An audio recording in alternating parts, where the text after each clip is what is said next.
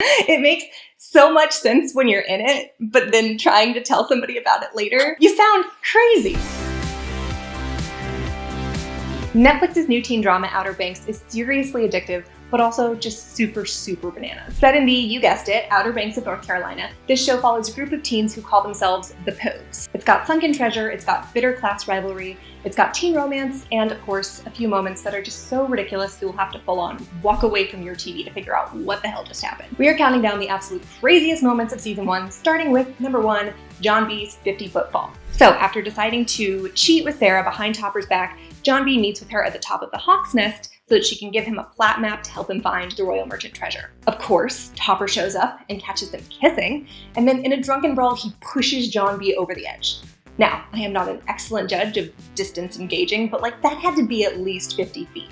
He fell backwards 50 feet, and rather than being paralyzed or, dead, he has a hairline fracture on his wrist. Seriously? A hairline fracture after a fall like that? This is just too insane. Moving on to number 2, and my personal favorite, the Crane House chase scene.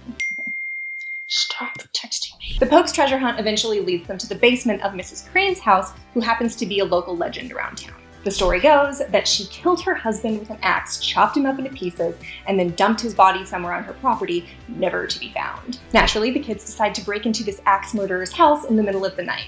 While the boys are downstairs looking for the treasure at the bottom of this well that nobody knew was there in the first place, the girls are upstairs trying to turn off the power. Mrs. Crane obviously hears them and comes downstairs to investigate.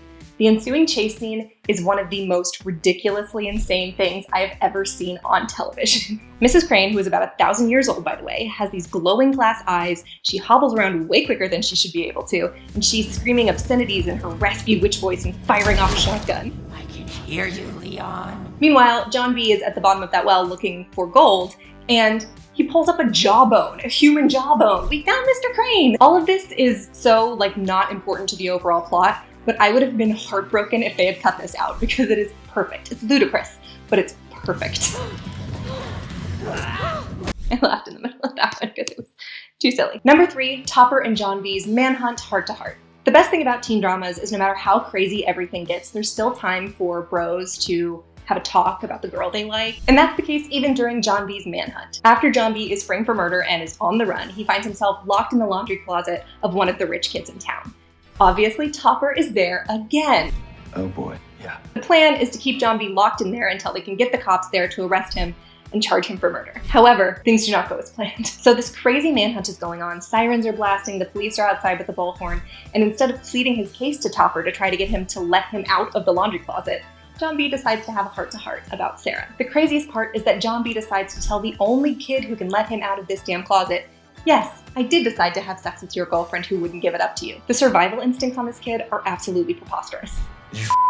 I'm trying not to make it sound like I hate this show. I feel like it sounds like I hate the show. The show's silly, but I love it to death. Number 4 craziest moment, paddleboarding away from the police. During that same manhunt, John B and Sarah camp out in one of her parents' houses for sale until the cops inexplicably show up to kick down the door. County Sheriff, last warning. They obviously managed to escape, but what, you may ask, was their method of escape? Paddleboards, also known as the slowest mode of transportation ever invented. They get out of the house and rather than using back roads or cutting through the woods or literally any land-based option, Sarah and John B steal 2 paddleboards. Not the paddles, just the boards, because that would be crazy, and stealthily paddle away from the police. Watching them paddle for the entire episode made my arms hurt. The one thing you don't want in your escape method is something that will exhaust you in 10 seconds. The other problem is that there is clearly another hurricane on the way. If you couldn't tell from the lightning in the distance or the fact that everybody's been talking about it for episodes, maybe don't paddleboard away from the police when there's a hurricane going on. I'm just taking a nice ride on my paddleboard. And finally, number 5. Driving straight into a hurricane. In the final episode of season 1, John B and Sarah plan to escape the Outer Banks by boat, despite the hurricane heading their way. I feel like there were 18 hurricanes in this season. Every single episode, there was a hurricane. When the police boats on patrol give chase, they decide that they would rather drive into the storm and die than be separated from one another or go to jail or something. Now feels like a good time to point out that it's been maybe 10 days since the series started. I'd rather die than be without you. You're so in love that after 10 days, you would rather die together than face the police. I also want to mention that John B totally did not commit this crime. He has an eyewitness who says he didn't do it. Not to get all CSI about it, but he doesn't have gunpowder residue on his hands either. Maybe I am trusting too much in the justice system, but it feels a little extreme to drive into a hurricane rather than come back and face justice for a crime you did not commit. All I'm saying here is that there's not usually a whole lot of difference between being 16 and being stupid, but this is absolutely one of those times. Despite all the insane and unbelievable things that happened in Outer Banks Season 1, I'm clearly still completely obsessed with this show. These shenanigans somehow made it even more watchable, if that's possible. I personally am super excited to find out what kind of bonkers twists wait for us in Season 2 if Netflix decides to make the right choice and renew this show.